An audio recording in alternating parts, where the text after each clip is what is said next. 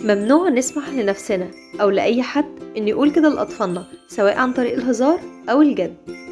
ممنوع نناديهم بأي صفة مش حلوة، زي انت تخين، انت رفيع، انت بضب، انت أكرت، انت أسود، انت أزعة، انت طويل، انت عيوطة، انت زنان، انت عصبي وشقي، انت معفرت ومجنني. ممنوع نقول لهم انت طالع وحش لمين، انت مش طالع شبه مامتك ولا باباك ليه.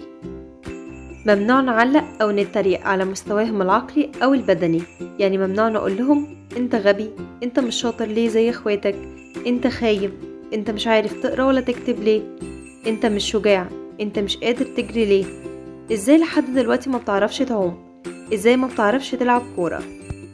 ممنوع نقول كل الكلام ده لأطفالنا، ممنوع نسمح لحد انه يقول لهم كده، ولازم نرد فورا قدام الطفل ونصحح الجمل دي قدامه، لأن كل الكلام السلبي ده بيأثر على الطفل وبيفضل في المخ، وللأسف العقل بيصدقه، وهي دي البرمجة السلبية للطفل، وأثر علاجه سيء جدا على نفسيته، وعلاجه بياخد وقت طويل، ولازم نقول قصاد كل كلمة وحشة اتقالت 100 كلمة كويسة.